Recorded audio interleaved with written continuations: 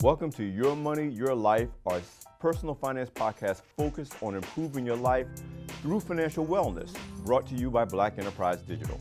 I'm your host, Alfred Edmond Jr. Now, in every episode of Your Money, Your Life, we address the topics and issues you deal with every day as you strive to make the most of your money and the best of your life.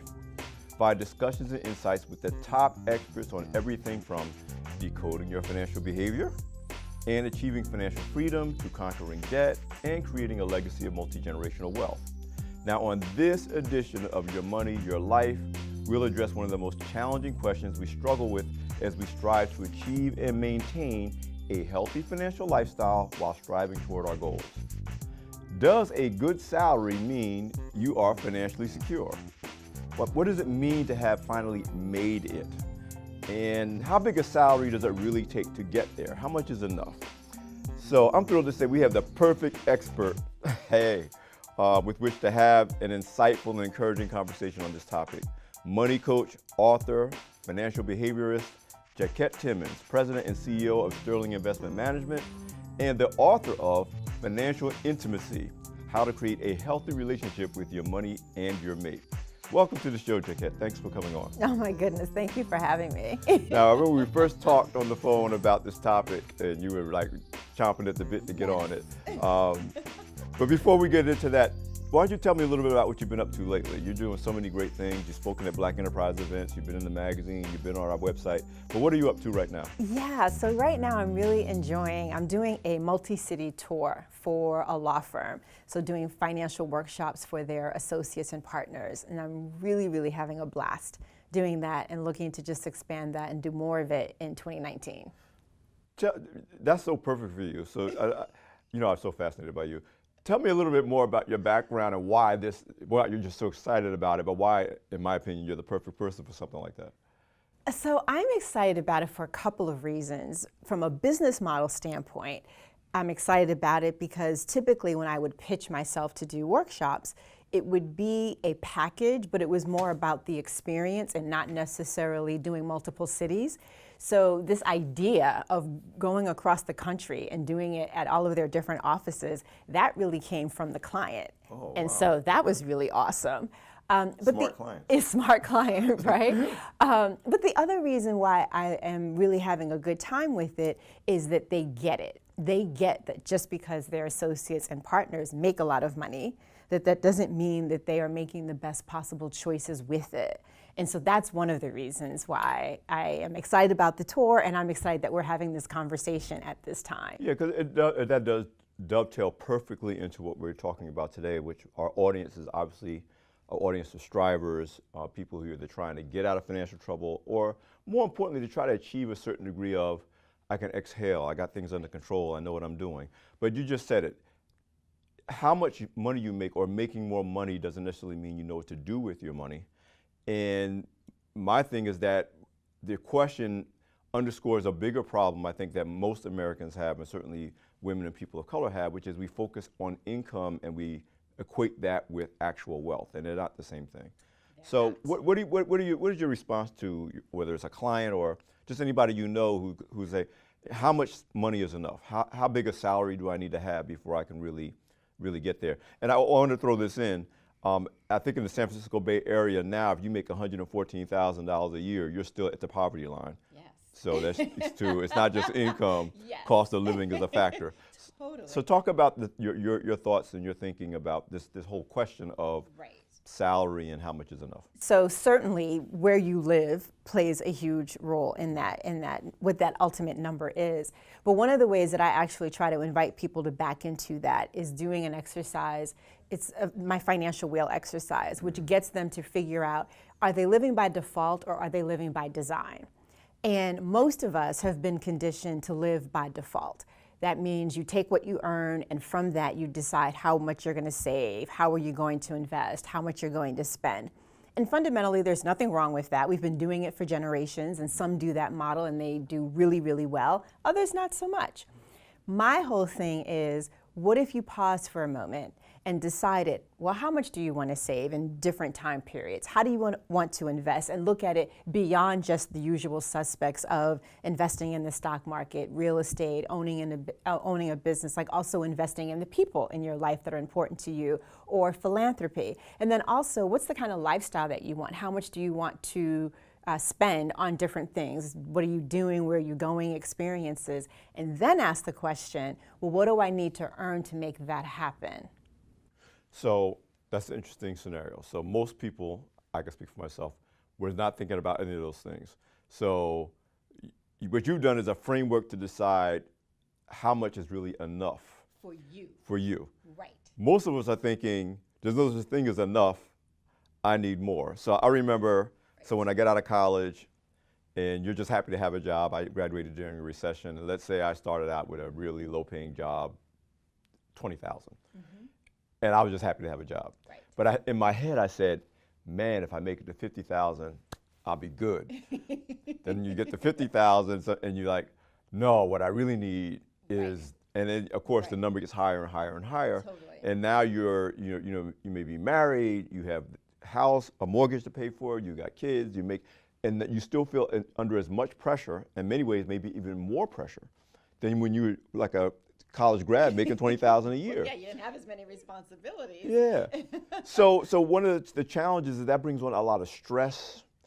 It brings on a lot of worry. What if I get laid off? What if I hate my job and I'm going in anyway because I can't afford for this paycheck to stop? Right. I mean, a lot of what you deal with around our relationship with money, which is core to what your expertise and what your passion is, has to do with this idea of when you don't know how much is enough, when you don't know where the finish line is, you just kind of, you're a hamster on a wheel, and that has a lot of negative implications for you. Absolutely. And I think the other thing that people don't really hone in on is, I think people get that they have a relationship with money. What I don't think they really tap into is that relationship evolves. So if we think about it, right, money is going to be one of the things that you have the longest relationships with. Next to your parents or whomever raised you, you probably are going to be more familiar with money than anybody. You probably think about it a lot more. Exactly. And yet, if we think about how, the relationship that you have with a family member or a friend or even a coworker 5 years ago is not the same kind of relationship that you have today. Circumstances have shaped that, the context, the environment.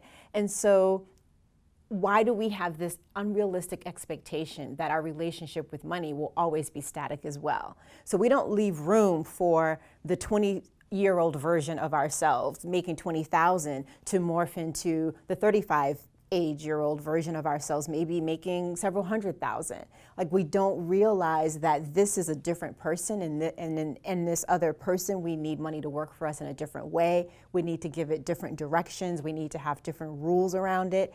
And that's what I think people need to be honing in on more.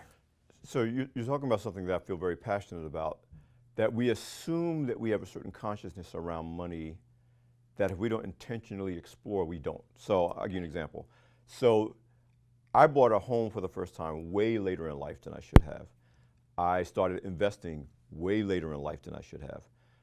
Because what I didn't realize is, despite the fact that I had higher education levels in my, say, 30s and 40s than I had in my 20s, I certainly had more income, but I was still thinking like that 20-year-old. I was still like, no, I'm not ready yet. Mm-hmm. No. So I didn't adjust my thinking and my expectations to my financial capacity, right, and my personal financial goals. I was still operating and handling money the way I did when I first became an adult. Right. So what are the things that you recommend that people do to, one, explore that mindset and the relationship and the evolution or lack thereof, but also get to this other part, which I think most people don't do, or they do by default, which is the actual planning and decision making, as opposed to just kind of, oh, I guess it's time to buy a house. Oh, I guess I need to put away money for retirement. All of which, particularly for African Americans, we either wait later to do than we should, that is beneficial to us, or we don't do it all until we get to the end of life and there's a whole bunch of things that we haven't dealt with. So I think one of the very first things is to just even raise your awareness that you don't know what you don't know. And so that may sound really kind of woo-woo and not very concrete and too abstract, but really it is using that as an opportunity to say, okay, I'm going to pay more attention to what I'm doing, what I'm saying, what I'm thinking about money. Track your numbers, because I think that is important, not from a budgeting standpoint though, more so that you can really understand your pattern of behavior with money. And then from that, then you can go into creating a budget. Then you can ask yourself questions around saving, investing, and spending, and then map out a plan for how do I be more intentional? How do I be more deliberate? Because the other thing is any of the goals and aspirations that we have, first of all, they have a financial component to it. And the money that we need to quote unquote feed those goals, feed those aspirations, it comes from the money that we have right now. So that means you've got to track so that you can see, well, how am I going to reallocate this? Because you can't wait until the new salary comes or the new job comes or the bonus comes, or if you have a business, the new client, because you don't know when you're going to get that. So it's a matter of, what do I have right now? And then if the way that it's currently allocated is not really serving me presently and for what I want in the future, what do I need to do to reallocate it so that it can do that? There's something else about that consciousness that you raised that I think is really important. We have been conditioned, certainly as Americans and to maybe in many ways a greater degree as people of color, that the only way to solve our financial problems is to make more money. Like you said, it's what we need to happen. I need that promotion. I need a better job. I need this side hustle to work. I need to somehow get to the millionaire club. I need more. Without regard to if you're really taking a good hard look at what's important to you, sometimes it's not I need more, it's that there are certain things that I can do with less of that would help me have the life that I want. So, but that's an interesting, that's hard for people to get when they think, what I need is a raise. What I need for you is to give me that promotion. What I really need is for you to help me grow my business, when a lot of times is maybe what you really need is a great lifestyle at, $100,000 a year, not what it would take in terms of time, energy, psychological health to make $250,000 a year. Because people don't realize there's a price for every dollar you earn, no matter how you earn it. Totally. And I'm just jumping at the chomp here, only because one of the things that I say in a lot of my workshops is I invite people to just play with me. And I say, if I gave you $1 and asked you to come back a week later and tell me what did you do with it, what would you tell me you would do with it? And a lot of people are like, really, Jacquette? It's $1. And I'm like, yeah, but that's my point. You think that you would treat $100 differently than you treat $1, and it's not true. And so whatever you're doing with what you have now, that is exactly what you're going to do when you have more. You don't just magically become this different person that makes different kinds of choices just because you have a couple of more zeros and maybe a comma.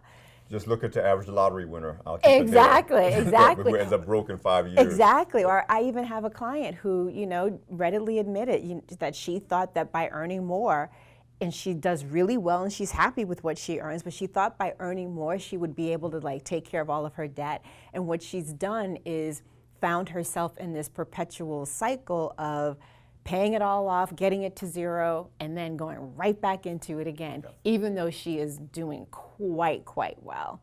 So it goes back to the relationship, the awareness and choices piece.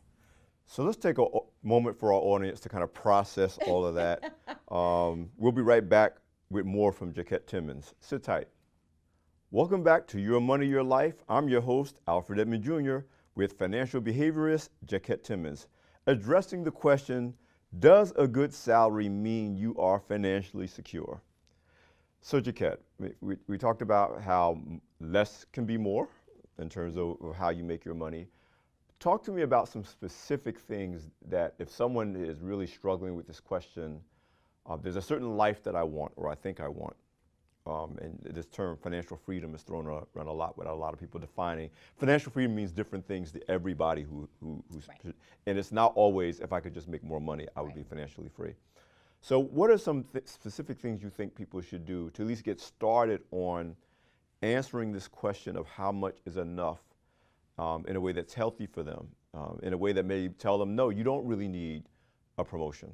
You don't really need that you need enough to be and do what you want to be and do at a price, if you will, time, money, energy, attention, that you're willing to pay and be happy with what you're paying to get it. So this is going to probably sound a little different and maybe unexpected, but I like it. 'Cause it's but I am thinking of when I did some workshops for the NBA as a part of their rookies and transition program. And you know, these are newly minted players coming in with multi-million-dollar contracts, and here I am telling them that you're rich but you're not wealthy. And so one of the things that I think that they have in common to anybody that's trying to figure this out in terms of, do I have enough, question is to write down all of the things that you always said you would do or wanted when you had more money. Write that all down as an exercise, and then ask yourself, do you still want that now that you have the capacity to buy it? And if you do indeed still want it, maybe then just do it and get it out of your system. Right. But then figure out, okay, once I've gotten it out of my system, what else? Because at some point you can only buy but so many things. Yes. People find that out the hard way, unfortunately. Yeah. Well, at some point you can only buy but so many things. Stuff costs, one, and it depreciates in value too. Exactly. And one of the things that I said to them, I was like, look, I'm not trying to tell you not to buy things, but do you really need the, let's say it's 2018. Do you really need the 2018 Land Rover? Like, could you do the 2017 or the floor model? Like, does it have to be? Exactly. But I think the other thing is that, oh darn, I just lost my train of thought. Well, you're talking about what you want to do that you could do and just get out of your system, and then what do you really want? Right. And then I think the question then becomes, because I really feel like you have to give your money direction. And so then the question becomes, okay, once I have satisfied that initial craving, what am I going to do with my money so that there's something there for me at a later point in time? Because right now you're all in the instant gratification mode and you just got to get it out of your system. But then you have to start thinking about, well, if I'm going to have my money work for me and I need to give it direction, what are the different ways that are options for me to do that? So is it investing in the stock market? Is it buying real estate? Is it owning a franchise or opening a business? So then I think there's a different layer of questions that come into play. So that, and we kind of want to wrap up with this point, because I think that gets to the crux of my passion around this issue. That when it's all said and done, it's not about income and consumerism. It's about the acquisition of assets, whether that asset is a business, a franchise, stocks and bonds, real estate, whatever that is. Yes. You have to transition from how much money can I make or will I make or do I need to make to at what point do I move past owning things, houses and cars and jewelry and whatever it is that we think we want that makes us happy, to, as you said, assets that will work and earn and provide a certain degree of security for us.